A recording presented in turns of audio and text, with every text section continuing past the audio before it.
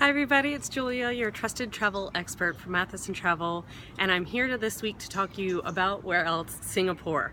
I've had such a fabulous week exploring the city, and I wanted to tell you a couple of the reasons why you should consider putting it on your list for the future.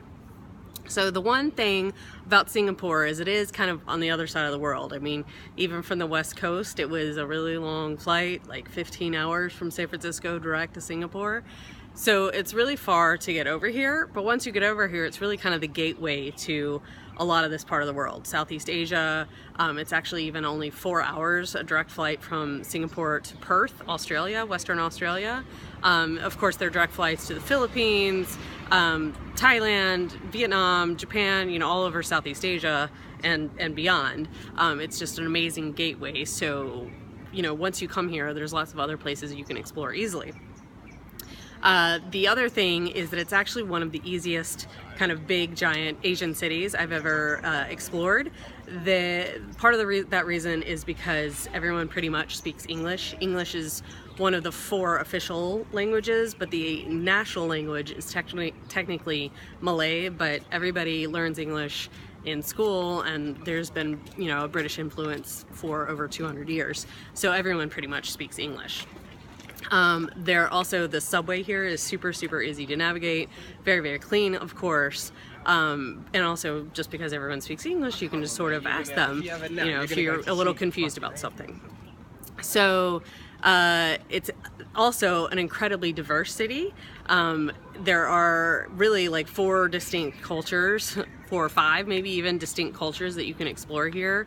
You've got, of course, the sort of indigenous, I won't even say local because it's not really even local, indigenous Malay, and then the Malay have sort of mated with, over the centuries, with Chinese and Indian and even Westerners, and so the local kind of culture is sort of Peranakan is what that's called, and that's what these houses behind me are known as, sort of Peranakan houses. It's Chinese influence, but so you've got the Peranakan culture, the local Peranakan culture, Chinese, Malay, Indian, and Western. You've got all of that in one. And so you really kind of see those true cultures of those different kind of regions of the world in one city, which makes it really convenient.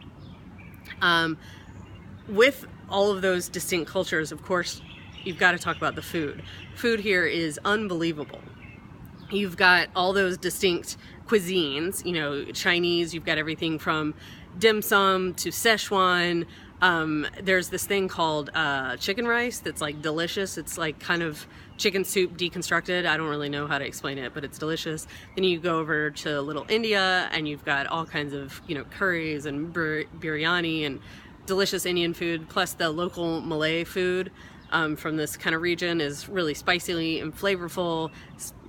I talked about that earlier if you were following along on Facebook, and it is just spectacular. But it doesn't end there. There's tons of sort of modern, really Michelin-starred fancy cuisine, really interesting fusion stuff, melding all these different cultures together, which is really awesome.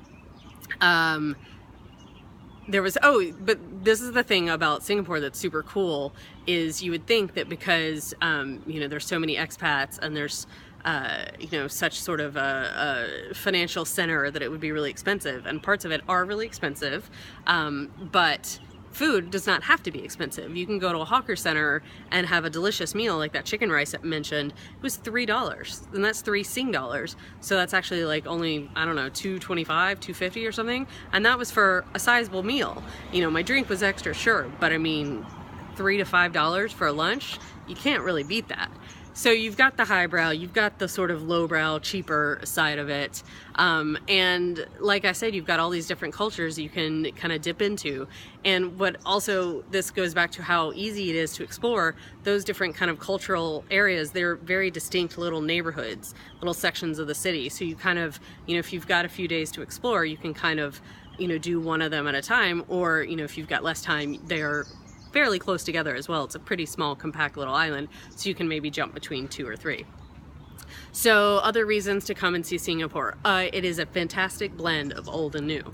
As you see behind me, I am in front of a bunch of old houses, and old in Singapore is from mid-1800s or early 1800s. There of course have been people here forever before that, but that's really where it started becoming a boom city. But so this is a very sort of antique street, but if you go, I don't know, one more block that way, it is modern New York Times Square type area. I mean, you have the modern of modern skyscrapers, you have the whole central business district, which could be, you know, any modern Western city with all the skyscrapers. Then you have ultra modern stuff just out past the Marina Bay Sands, which is like the 3 towers with the kind of boat sitting on top of it.